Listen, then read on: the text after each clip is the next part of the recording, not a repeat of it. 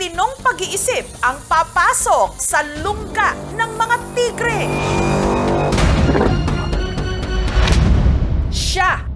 Gwapo yun magtrabaho, nakas tiger tapad kay paspas kay. Nakikipag-usap pa siya sa mga ito habang pinipinturahan ang kanilang kulungan nang wala man lang suot na kahit na anong pamproteksyon. Gawa na si Thor, gawas na si Thor. Ang walang sinasantong mga tigre. Nakuha pa nga niyang pagalitan. Sige! Sige! Basta inyo lang ako magbihid, dili manghilabot. Ha?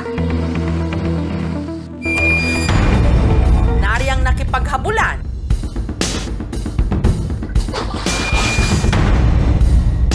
Nakipagtulakan.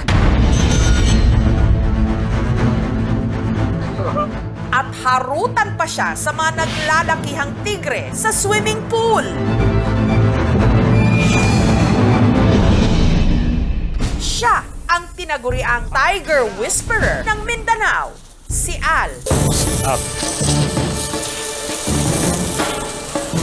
Tagapag-alaga ng 7 Siberian Tigers dito sa loob ng isang compound sa Malita, Davao Occidental. Thor, go inside. Ang mga tigre at si Al tila naiintindihan ng isa't isa. Sit down. Sit down. Very good. Let's go. Very good. Magbugoy-bugoy ha. Hop, dili magbugoy-bugoy. Parang nakaintindi na sila sa Bisaya, sir. Tinuruan na rin ni Al ang mga ito ng tricks. Hapet. Hapet, hapet. Hapet. Inakausap ko talaga.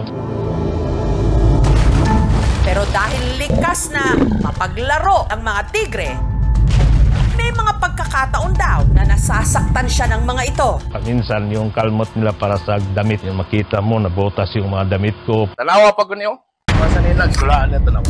Minsan na rin daw siyang dinamba ng isa sa kanyang mga alaga. Nakulaps ako, hindi ako nakatayo. 10 minutes ako, hindi ako nakatayo talaga. Sa gitna nga ng aming interview kay Al, biglang... Ay! Yan. Ano yun, sir? Normal ba nila yan? Ayun, naglaro lang yan. They are created as predators. So talagang delikado sila sa mga tao. Ang dali nilang mag-swipe ng kanilang claws or mag-nip ng kanilang mga ipin at akala nila yun ay laro lamang. So it can easily harm the individual, can cause trauma sa katawan ng tao.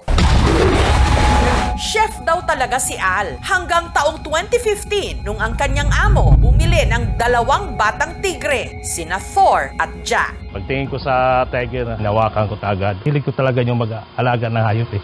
Ang ginawa ni Al, nanood siya ng mga tutorial online para magka-ideya kung paano alagaan ang mga tigre. Ipinapasyal rin niya ang mga ito. Parang aso lang at saka pusay pagtingin ko sa kanila. Oh. Taong 2018, si Jack, ang isa sa mga tigre, ipinanregalo raw ng kanyang amo kay dating senador Manny Pacquiao. Bilang kapalit, bumili ulit sila ng bagong makakasama ni Thor, si Athena, babaeng tigre. Sina Thor at Athena, kalaunan, nagkaroon ng 5 anak. Sina Thorin, Zeus, Athenor, Luna at Thea. Ako na nagbuhay dun eh, sa kanila eh. Si Athena hindi pa marunong magpadodo silang sa kanyang anak eh. Ako na lang nagpadodo sa kanila. Sa 7 tigre, ang pinakamalapit daw kay Al, syempre, ang OG o ang original niyang alaga na si Thor. Kapag pumasok ako doon, marunong lang yan magbukas ng puwerta niyan sa kanya eh. Malapit sa'yo, maglalambing. Ang misis naman ni Thor na si Athena. Medyo aggressive siya kasi ugali ng tiger kapag lapitan mo yung anak niya para magalit yung ina. Ang panganay na si Thorin. Yung ugali ni Thor at saka si Thorin, parehas lang sila. Pero ang talento raw ni Thor sa pagsayaw, si Zeus ang nakamana. Ang nag-viral, umabot ng 8 million yun eh. Harap na tiya, harap. Harap. Ang bunso naman na si Thea, nonchalant o pa-chill-chill lang. Parang nandyan lang sa tabi lang yan eh. Habang si Luna naman daw ang pinakamatapang sa magkakapatid. Yung makita ng ibang tao, yung parang aggressive sila eh. Alas 7 pa lang ng umaga, namamalengke na si Al ng pang-almusal ng kanyang mga dambuhalang pet. Hi, Joy. Kuha ko na 2 ka manok karon. ang kanyang binili nung araw na yon. 10 kilos ng atay ng manok at 45 kilos ng whole chicken. Ang gusto sa Tiger is presko. Nabalatan ko lang yung manok. Maya-maya lang, lakas loob na siyang pumasok sa kulungan ng mga ito.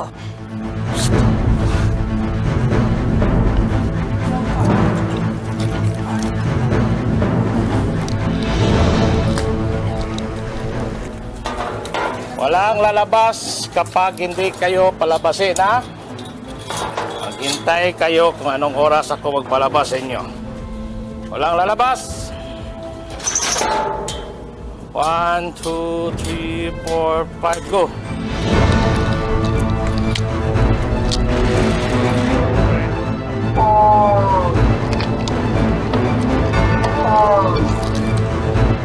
Pero nang walang kung ano-ano, Hapit! si Al, kamunti ka na namang madali. Pasok ka na. Hintay na yan. Pagsapit ng 2:00 ng hapon, Okay, maghimo na po may content karon diri sa Tiger. nagva-vlog sila. Madami talagang natutuwa sa akin. Sila natakot nga eh. Baka next month o next week, hindi ka namin makita na. Hop!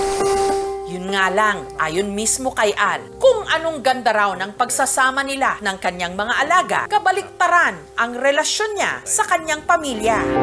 Si Al, 5 buwan nung nahiwalay sa misis niya na isang OFW sa Kuwait. Nag-iba na siya sa akin. Paminsan-minsan lang magtawag sa akin. Habang ang dalawa nilang mga anak nasa poder ng pamilya ng kanyang misis sa Davao City. Malayo rin ang loob sa kanya. Malaking kulang ko talaga. Kasi malayo siya sa akin. Kailangan nila may papa. Gayunman, patuloy siyang umaasa na balang araw mabubuo ulit ang kanilang pamilya. Kaya ngayon, ang pinagbabalingan muna niya ng kanyang atensyon. Masaya na ako kasi Tiger yung kasama ko. Ay, narap. Inahal ko na talaga yung mga alaga ko talaga. Yun nga lang, marami ang nabi-beast mode sa pag-aalaga nila ng tigre. Hindi pabor. May mga papilis din. Dapat yan. Hindi yan sa bahay alagaan. Nag-reply kami. Kumpleto naman lahat yan. May papilis yan.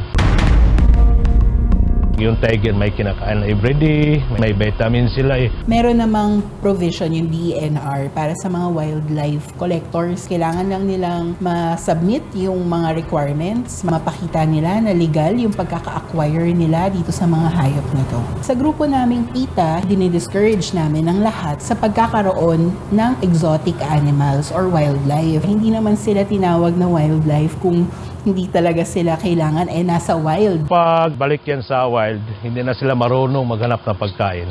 Pasok ka na? Pero si Al, mas lalo pa raw pag-iigihan ang pag-aalaga niya sa kanyang mga tigre. Lalo't si Athena, buntis ulit. Ako na mag-alaga sa personal talaga. Hapel. Hapel. Ang pagmamahal na hinahanap ni Al sa tao, sinong mag-aakalang matatagpuan pala niya sa mga mababangis na tigre?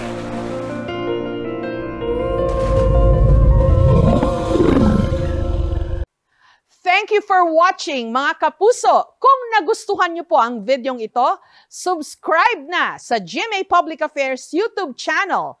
And don't forget to hit the bell button for our latest updates.